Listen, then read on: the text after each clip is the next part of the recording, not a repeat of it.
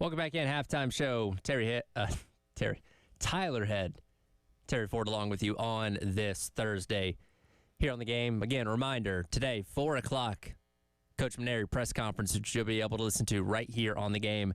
And Jay and Elijah will be broadcasting the the post-game show, live out there at the presser, and hopefully they'll be able to grab Coach Mainieri, Coach Tanner as well. And then tomorrow, they were originally supposed to be out at Anchorfish today in Lexington. They'll be out there tomorrow afternoon from 3 until 6. You can go by, hang out with them. Also, get one of our craft beer cards, which you can also purchase on our website by clicking on the Sweet Deals tab on 1075thegame.com. $360 value for $79. It's a pretty good deal. If you dig craft beer, you got to get a craft beer. We call it a passport. And Angry Fish has plenty of craft beer. I still love it. We drink all we can and sell the rest. This is a great slogan. It's fantastic. We'll be out there tomorrow with Jay and Elijah on the postgame show. All right, football. The 1 o'clock hour, sponsored by Atlantic Windows and Doors. We're just taking a look at a nice breakdown by the Athletic on some of the key games through the SEC schedule in the upcoming season. We're focusing on week 1 to 4, and we'll piece through it. It'll take a couple days, but week 2, Tyler, this is the September 7th week.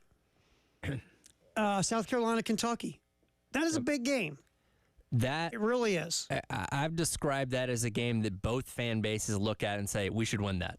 And it is, especially for South Carolina, who, again, based on projections, going to be hovering right around that 500 mark. That is your swing game to me that could decide if you go to a bowl or not. And it's a winnable game. You won in Lexington 2 years ago.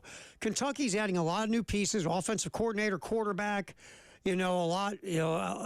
some skill position. They got some nice wide receivers, but there's skill position people they got to replace. Right. The defense doesn't, on paper, look as good as past Kentucky defenses.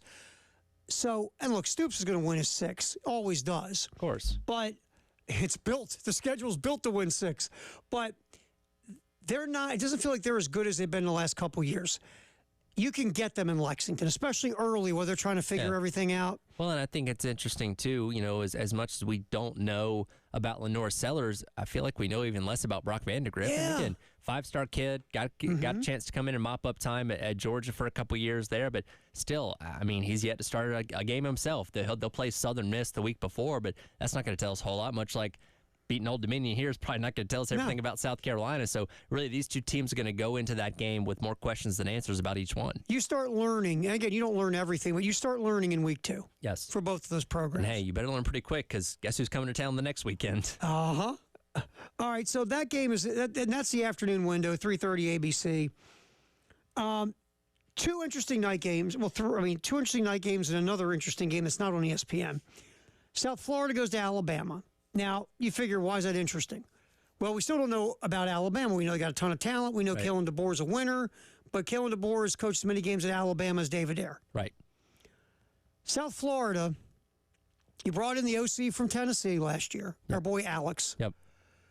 They won 7 games. They're bringing back 72% of their offensive production. And they were, 1-11 the year before? Yeah. They're bad. So I'm not saying they're going to beat Alabama, but they might scare the bejesus out of Alabama. Scared them pretty good last year. Exactly. Remember that game? That was a 7-point game until the last minute, I believe. That game soured everybody on Alabama for months.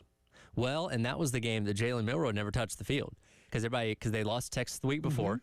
They're like, get out. Jalen Milroe's not the guy. Get him out there. And Nick Saban's like, all right. You want to see these other guys? You want to see Tyler Buckner play quarterback at Alabama? Put Ty Simpson out there for you. Yeah, we'll show you. Yeah, we dusted off Joe Namath. He's wearing his fur. And you know what he did after the game? Anybody want to complain about Jalen Milroe now? And because of that game, even though Alabama kept stacking wins, no one took them seriously. Right. Until they fell into the college football. Well, until they beat Georgia in the SEC championship. I was going to say, we weren't taking them seriously after they needed a miracle to beat Auburn. Remember that? In the last week of the regular season. That made it even worse. Yeah. Because you're like, the only reason you beat Auburn was some miracle play. You shouldn't even be in the SEC championship game. Right. And then all of a sudden they beat Georgia and they're in the college football playoff and they really should have beat Michigan. Weird final year for Saban. Absolutely. So we'll just because that game, the unknown still of what's going on at Alabama, but they should win, but it might be a little fun tilt to keep your eyeball on. Other late night game, Tennessee and NC State. Again, it's a game that Tennessee should win. Yeah. But NC State, it's a good program. It really is. They're not great, but they're a good program. They are a solid B-level ACC team. So if you don't show up taking them seriously, guess what happens to you? Well, look what happened when Clemson went up there last year. You get beat. You don't take them serious. You bring your C or D game. Yep. You get beat by NC State. And again, we put a lot of praise on Nico Iamaleava as this next great thing. Yeah, he started the ball game against Iowa, Who didn't have their best defensive player. So here's your first test. We'll see. So that's going to be interesting, too. And obviously, the big game is Texas in the Big House against Michigan. Yes. And that will tell you a little bit about, okay, it's early. You can't make any absolutes on anyone.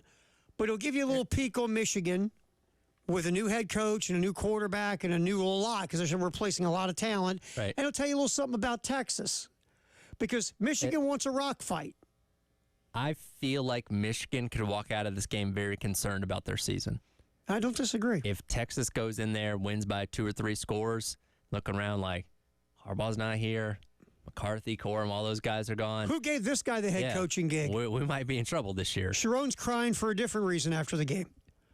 And look, let's say Texas loses. Could happen. You're walking out of there going, is Texas really back? I was going to say, and that's before they've even played a conference game. Yeah, so that one's going to be fun. That's the first couple weeks. We'll piece through this. I thought it was going to, hopefully we could do 4 weeks at a time, but maybe 2 at a time. There's a lot to talk about, so we'll get to more of it tomorrow. Let's come back here. We got to do a ceiling floor. It's been a while. Where should we go? I will reach into our bag of SEC teams, and I'll surprise you. Let's How about make that? it a surprise. Ceiling floor in the SEC from Andy Staples and his crew on 3. We'll do that next. We'll pick out an SEC squad, and Tyler will make it a surprise. How much fun is that? Also, I'll throw out another one. Run this through your head.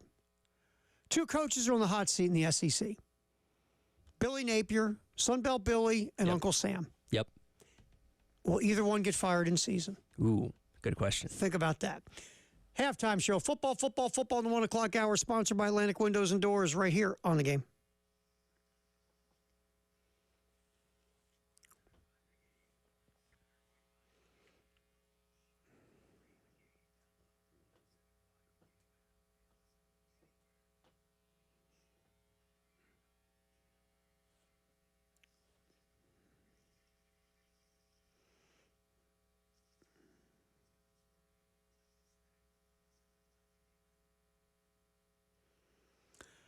All right, so we go through all this stuff with the Men's Clinic of South Carolina all the time. If you're not feeling like you, for whatever the variety of reasons we discuss, right?